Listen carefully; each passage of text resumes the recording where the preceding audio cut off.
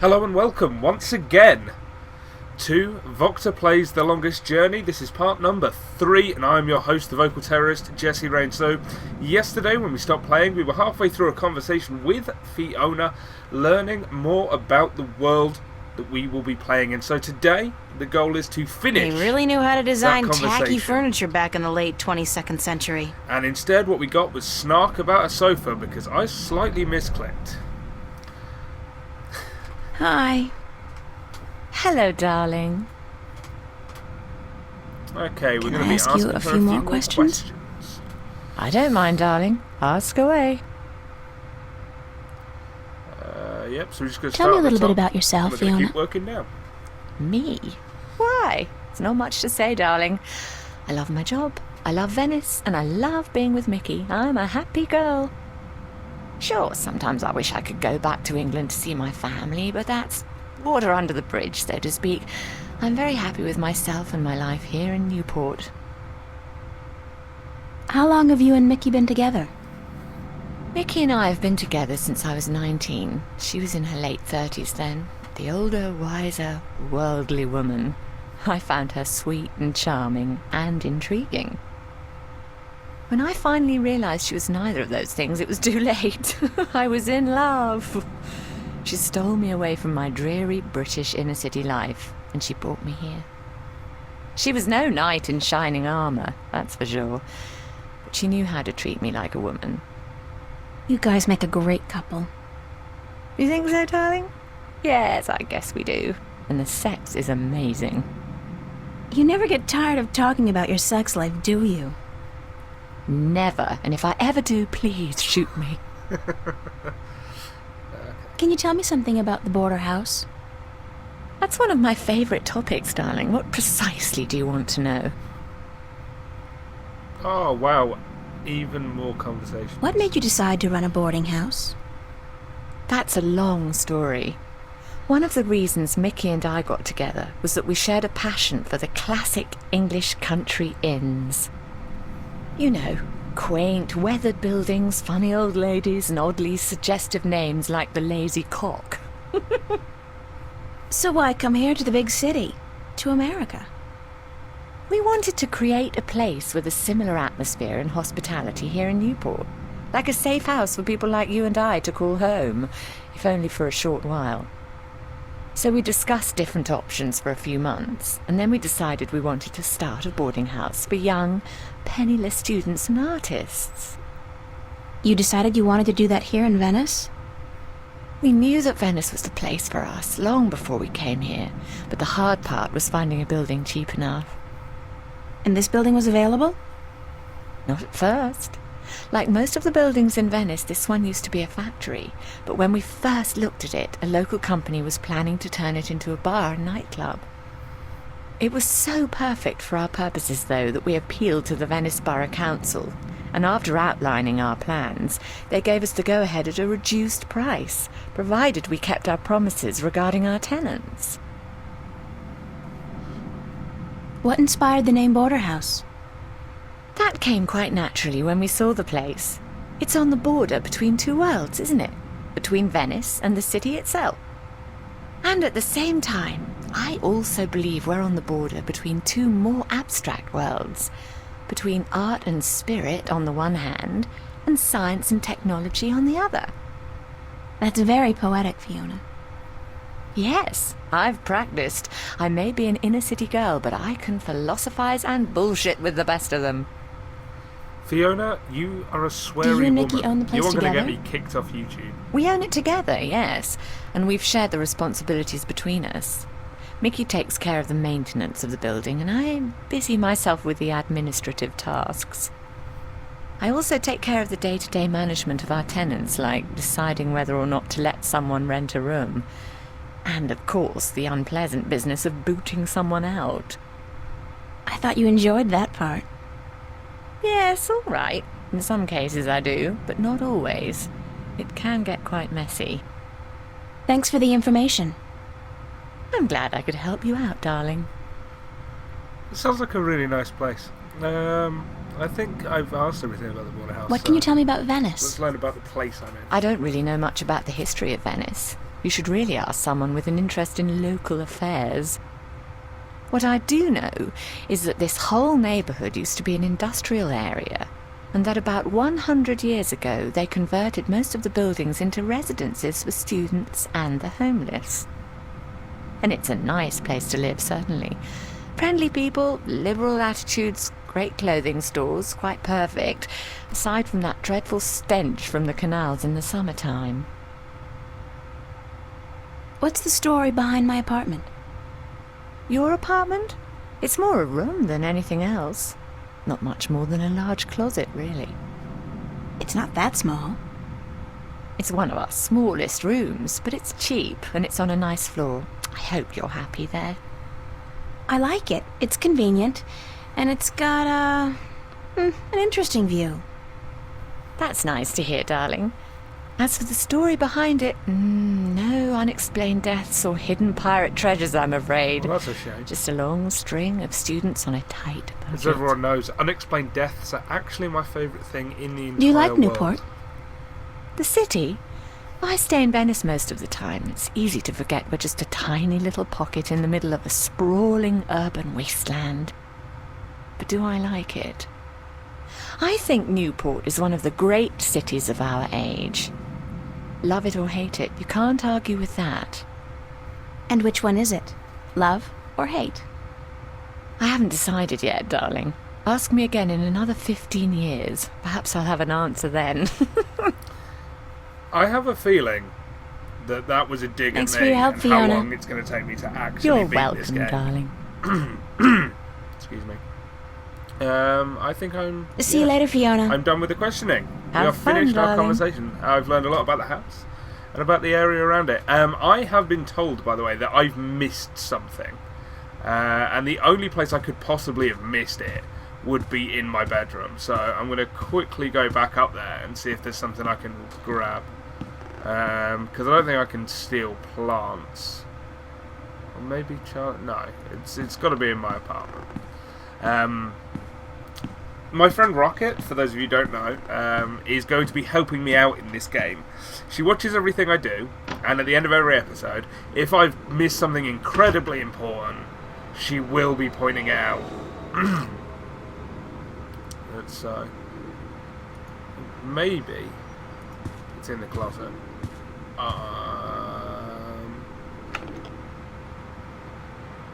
Bunch of useless old drawings. No, these are just to look at. There's nothing here that I can hand, is there? And that's the important thing, is the hand. No, everything is just looking at, so it can't be in the closet. What could it be? Let's I hand don't need the to make bed. my bed. Nope. It's been too hot to sleep with a cover. Ah, I didn't take my diary. Maybe I can take it. Ha ha! That could be important. Yes! So yeah, if I miss something incredibly important, she'll be helping me out, or if I'm stuck at the end of a video. This is why I've actually changed the way I'm doing this. I was going to record all of this, well, like a week's worth at a time. Not doing that anymore. I'll be recording it every day, so occasionally we will have to miss days when I'm busy with work or other projects. Having that matchbook. But it means then I won't be stuck for an entire week. You won't have to watch awful videos. You will instead, at worst, I'll be stuck for a total of one video. Shelves. Shelves. The omnipresent screen. I don't pretend to know how it works, but all the data apparently passes through tiny little black holes in the fabric of our dimension. You know, that really freaks me out when I think about it. I hope that's not legit. Okay, so how do I leave? That's more shelves. I don't know how to leave. Oh, wait, there's the door. Oh, the front door is at the back. One thing you may notice about me when it comes to adventure games, I'm awful at actually seeing where doors are. My very short-lived run of Planescape Torment ended when it took me half an hour to find a friggin' door. And also the game kept crashing, which was another problem with recording a Let's Play, but hopefully this won't. I'd guess that's a pressure gauge. Thanks. It's at 100. That's percent, I guess. 100% pressure? That's probably Mickey's handiwork. She's the tool gal around these here parts. I wonder why she put the clamp there, though.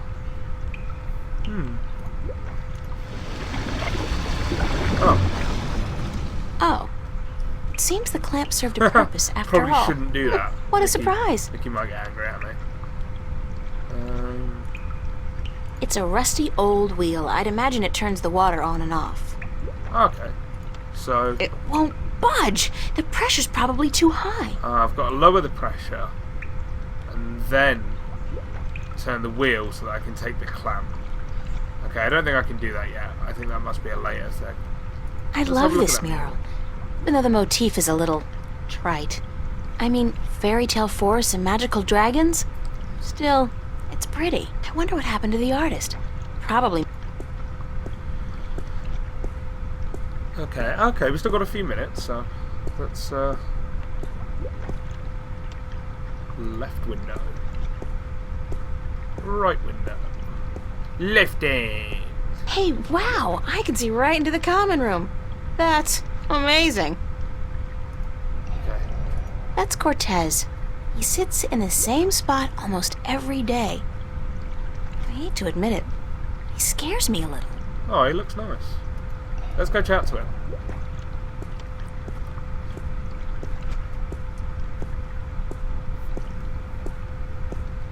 Oye, señorita. Yes? Spanish. How are you this morning, señorita bonita? Or potentially Mexican. I don't know. How am I today? I'm fine. fine. And you? Sunshine and pretty señoritas give an old man like me the blues. I like my days cold and rainy. In fact, I think I prefer the world to be in black and white. Like an old Pokemon. movie. Like all good movies. But tell me, señorita Ryan, how would you describe your perfect day? Cold and rainy like She's yours. been booing about the heart a lot. Está bien. We are alike, you and I. But this heat is not why you are unhappy, no? You are troubled by nightmares. What? You are afraid of them. You even fear your dreams may be real. Who told you about my nightmares? No one. I can tell from looking into your eyes. I see the ghosts that haunt you. Creepy psychic old man. I don't know who you've been talking to, but from now What? on, stay the hell away from me in my personal life. No puedo, señorita Ryan. You have a destiny. Destiny? I don't care what you think. Just leave me alone. If you don't face them, I'm afraid your nightmares will continue. Soon they will appear to you even when you're awake. You need some serious help, you know that? We all do, April. That's the reason we are here, you and me. That's it. I don't have to listen to this. Perdóname. I've upset you. We didn't think you'd react this way. I hope we can talk again soon. I don't think so, no. Please, She's not think having it. about it. And señorita, cuidado. Be careful. She is not having it whatsoever. But I've learned things.